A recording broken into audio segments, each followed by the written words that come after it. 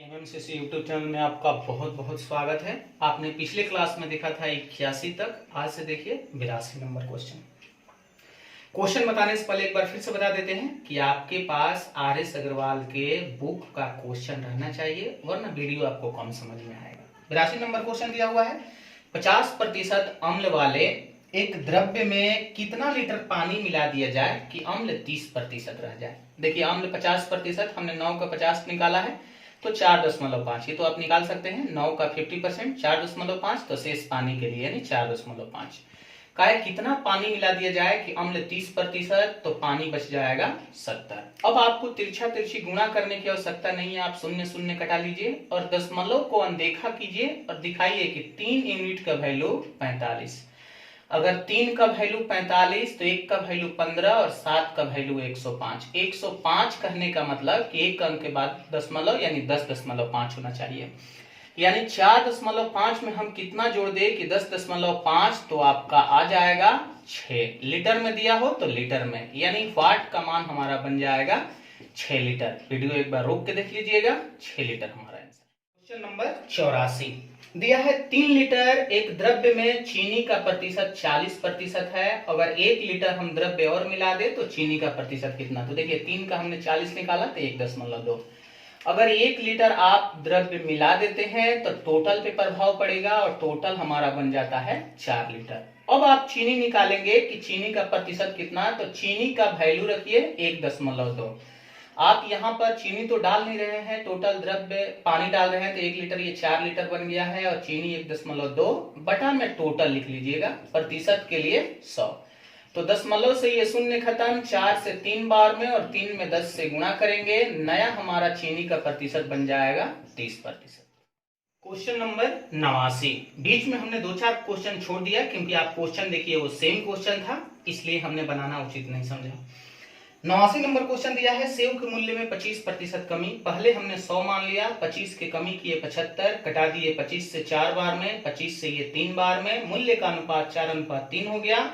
तो वस्तु का अनुपात मूल्य के अनुपात से उल्टा होता है। देखिए 3:4 कर दिए और क्वेश्चन कहा है कि 240 रुपए में 2 किलोग्राम सेव अधिक मिलता है। तो हमें देखना है यूनिट में कितना अधिक होता है, तो यूनिट में 1 यूनिट अधिक होगा, केजी में 2 केजी। हमें पॉइंट मिल गया, 1 यूनिट का वैल्यू 2 केजी, तो 3 का वैल्यू 3 दूना 6 केजी और 4 का वैल्यू 4 दूना 8 केजी।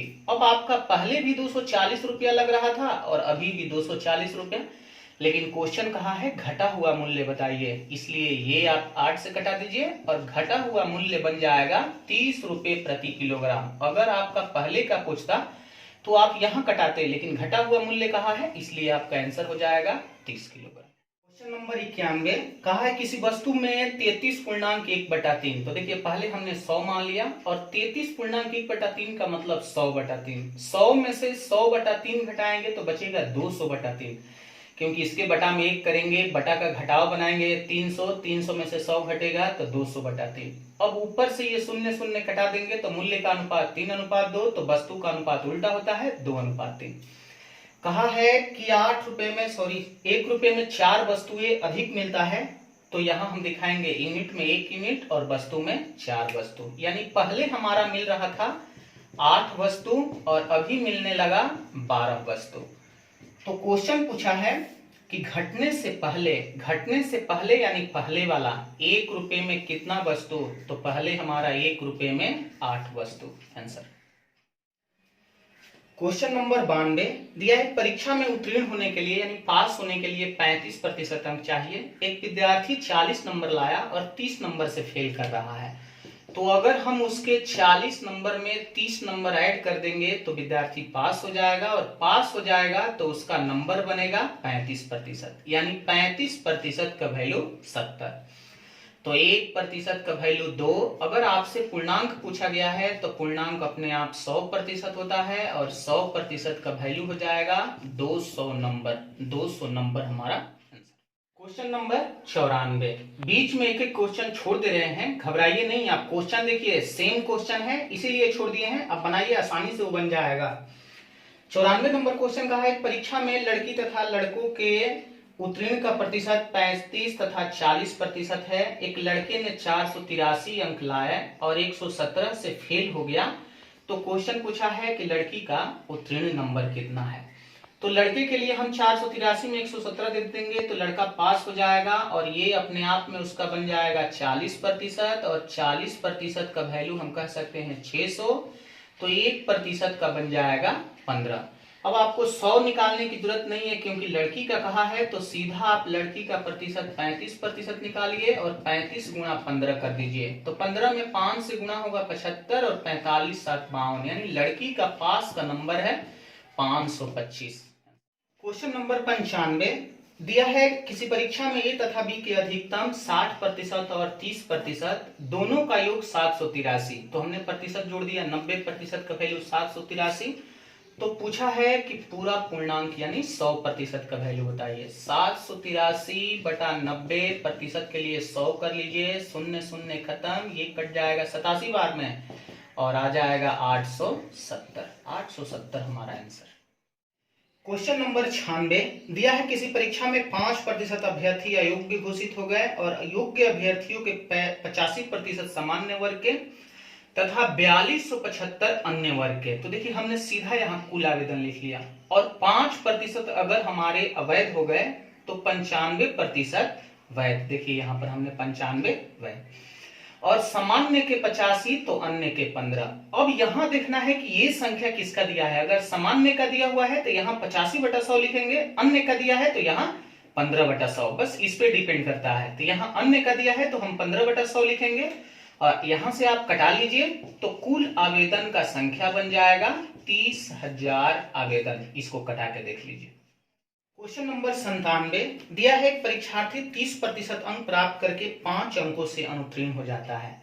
तो अगर 30% अंक में 5 नंबर जोड़ देते हैं तो ये उसके उत्तीर्ण का नंबर हो जाएगा। और फिर एक दूसरा अभ्यर्थी 40% अंक लाता है और 10 नंबर उत्तीर्ण से अधिक लाता है, यानी 10 घटा देंगे तो भी ये उत्तीर्ण हो जाएगा। ये दोनों आपस में बराबर, तो जैसे ही 30 जाके घटेगा तो आपका बन जाएगा 10% का वैल्यू 10 5 15।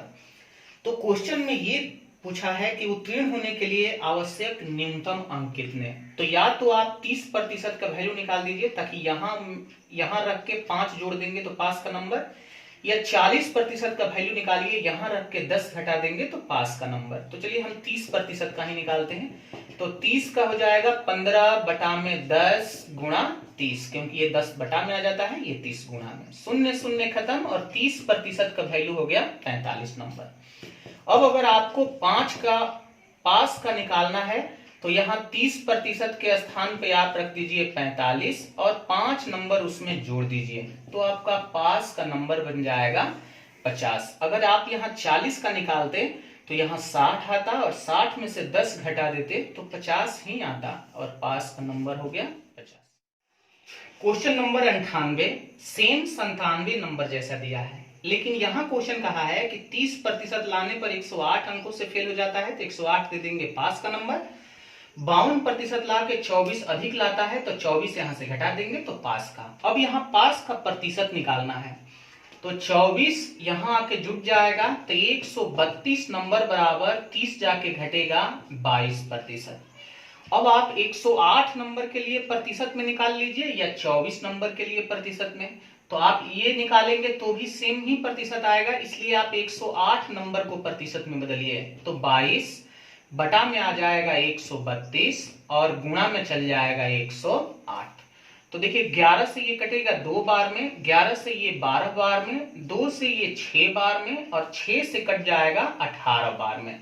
यानी आप कह सकते हैं 108 के लिए 18%। यही 18% आप यहां रख देंगे तो आपका पास का प्रतिशत बन जाएगा 30 और 18 आपका बनेगा 48%। लेकिन आप चाहें तो 132 का स्थान पे यहाँ 24 लिखते तो ये 4% बन जाता, और 4 यहां से घटाते तो पास का प्रतिशत आपका 48 ही आता, 48% आंसर। क्वेश्चन नंबर 100 दिया है परीक्षा में कमल ने 70% यानी सारे सब्जेक्ट का औसत दिया था 70%, जहां पहले में 81, दूसरे में 66, तीसरे में 61 और चौथे में नहीं पता है। इन चारों का योग बराबर, यहां औसत दिया हुआ था तो योग करने के लिए औसत गुणा संख्या 4 है, तो देखिए 4 से गुणा।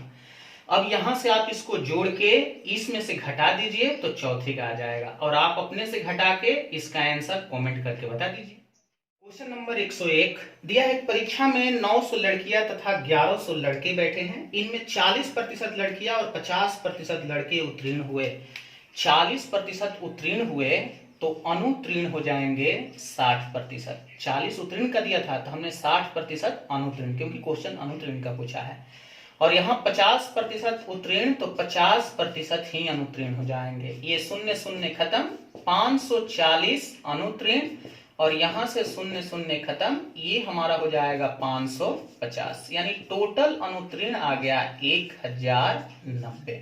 ये हमारा कुल अनुत्तीर्ण आ गया। और आपसे क्वेश्चन पूछा गया है कि अनुत्तीर्ण का प्रतिशत बताइए, तो आप कुल अनुत्तीर्ण लिखिएगा, बटा में टोटल होता है 900 1100 जोड़ देंगे तो 2000 बन जाएगा, और प्रतिशत के लिए 100। 3 शून्य से 3 शून्य कटा दीजिए, 2 से ये 5 बार में, ये आपका 4 दूना 8 हो जाएगा, 1 5 दूना 10, और अनुत्तीर्ण का प्रतिशत 54.5 हमारा आंसर। क्वेश्चन नंबर 102 दिया है, किसी परीक्षा में 60% विद्यार्थी अंग्रेजी के तथा 70% मैथ में पास हुए। यदि 20% दोनों विषय में फेल हो गए, अनुत्तीर्ण कहा है, तो 20% अगर फेल हो गए तो हमें पास का लिखना है, क्योंकि इंग्लिश का पास दिया है, मैथ का पास दिया है, तो दोनों का भी पास ही लिखा जाता है। तो देखिए 100 से हम अगर 20% फेल निकाल देंगे तो 80% पास। और फिर हमने कहा था कि दोनों पास निकालने के लिए मैथ और इंग्लिश दोनों में कितने पास है निकालने के लिए सिंगल सिंगल जोड़ दिया जाता है और बीच वाला घटा दिया जाता है।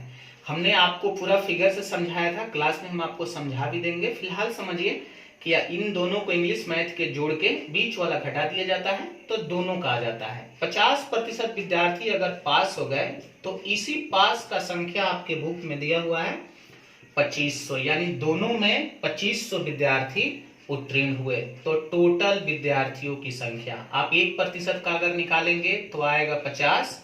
कुल निकालने के लिए 100%, 100 में आप गुणा करेंगे 50 से तो आपका स्टूडेंट का संख्या बनेगा 5000।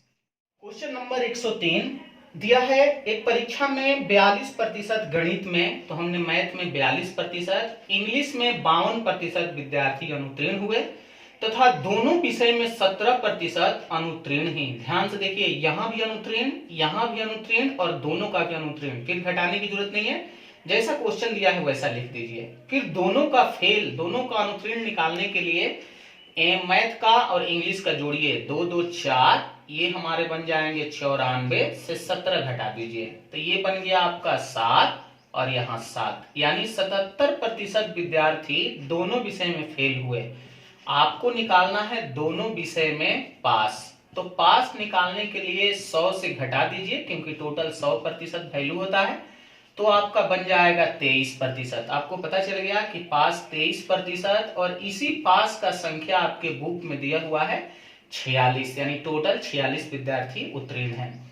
तो 1% का वैल्यू बन जाएगा 2, तो टोटल स्टूडेंट पूछा है 100% का वैल्यू हो जाएगा 2 गुणा 100 बराबर 200 स्टूडेंट। यहां ध्यान देना है कि अगर मैथ में फेल कहा है अनुत्तीर्ण, इंग्लिश में भी अनुत्तीर्ण, और दोनों का अनुत्तीर्ण, तो ऐसे ही लिख देना है। अगर मैथ का उत्तीर्ण, इनका उत्तीर्ण और इनका अनुत्तीर्ण दिया रहता तब 100 से घटा के यहां पर लिखते। क्वेश्चन नंबर 104 दिया है, किसी कक्षा के 72% विद्यार्थी जीव विज्ञान लेते हैं, 44% मैथ लेते हैं, और सभी के सभी विद्यार्थी कम से कम एक विषय का चुनाव करते हैं। तो सभी के सभी कहने का मतलब 100 के 100% विद्यार्थी दोनों में से कोई एक ना एक लेते हैं। तो देखिए बीच में हमने 100 लिख दिया।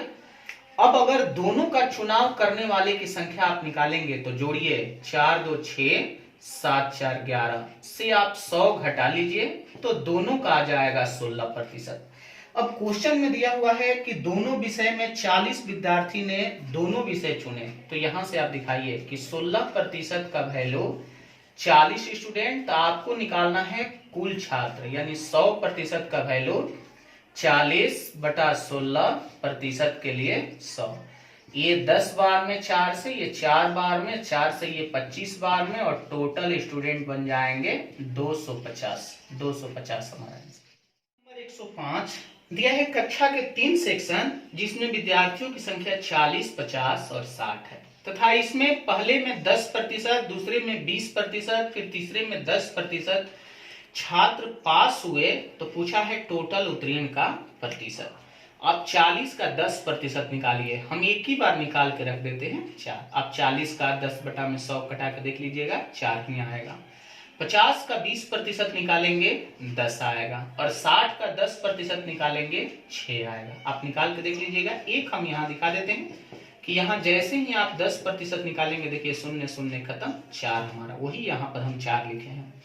अब टोटल पास का प्रतिशत पूछा है तो टोटल पास जोड़ा जाता है, तो 10, 6, 16, 4, 20 और फिर टोटल नंबर 40, 50, 90 और 60, 150। प्रतिशत के लिए आप 100 करेंगे, 50 से 2 बार में, ये 3 बार में और बन जाएगा 40/3। आपको देख लेना है, अगर पूर्णांक में दिया है तो दीजिए 13.1/3%।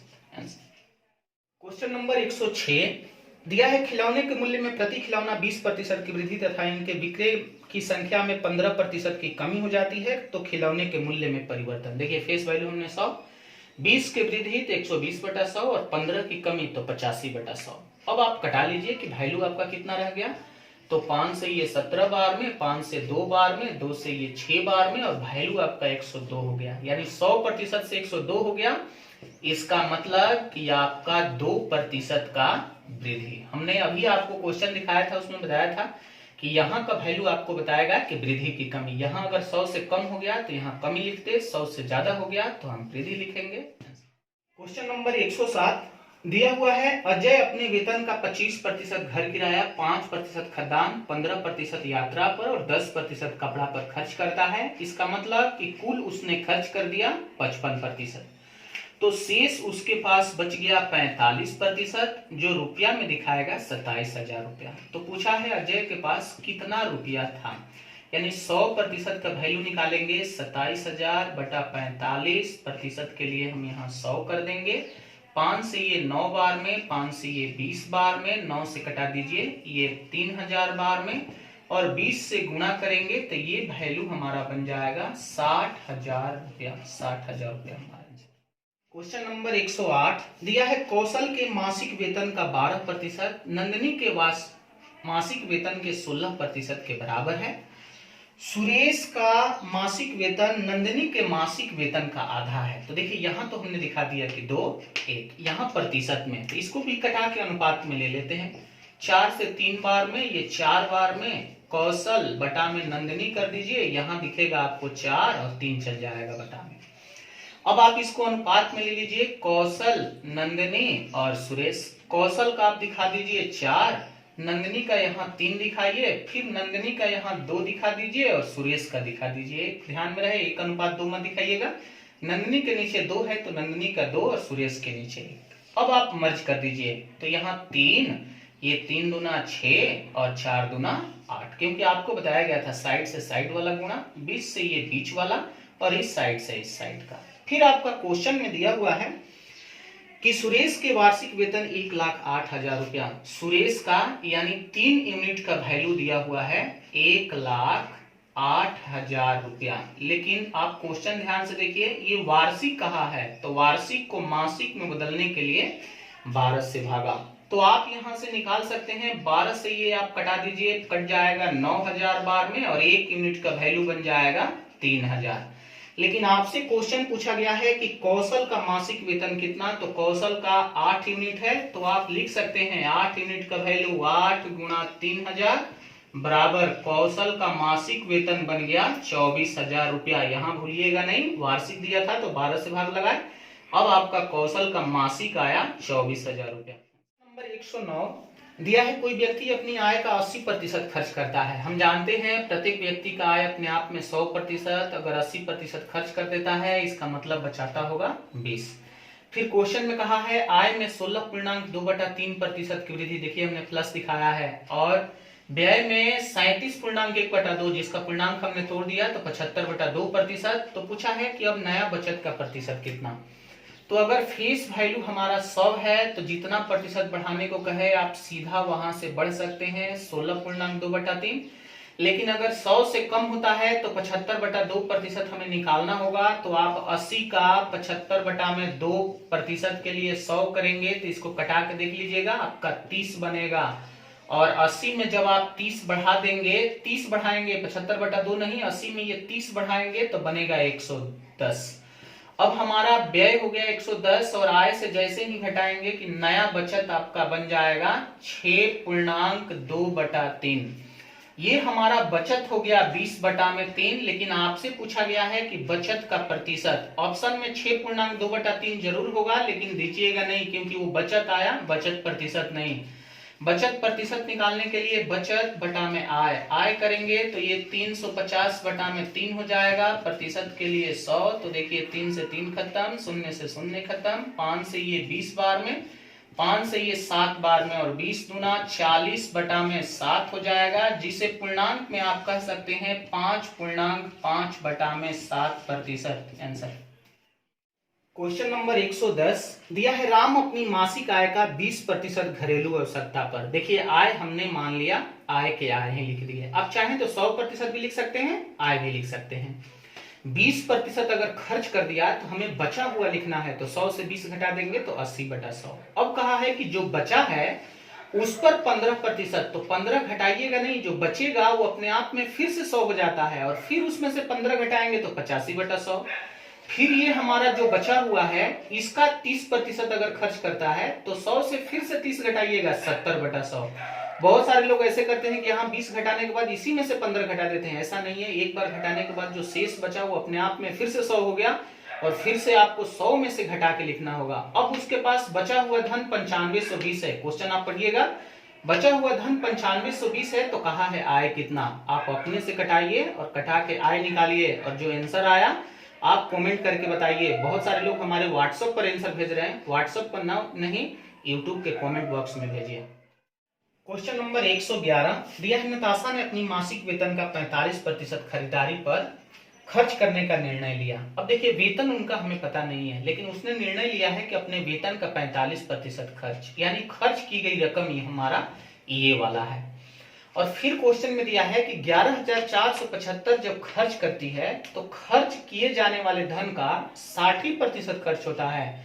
अब यहाँ ध्यान दें, ये हमारा खर्च करने वाला रकम है यहां तक, और इसी का 60% खर्च करने का मतलब 11,475। अब आप ऐसा मत कीजिएगा कि 100 में से 45 घटाने लगी या 100 में से 60। यहाँ क्वेश्चन ही कह दिया है कि 45% ही खर्च करती है, और जो खर्च करने वाला धन है उसी का 60% का वैल्यू 11,475।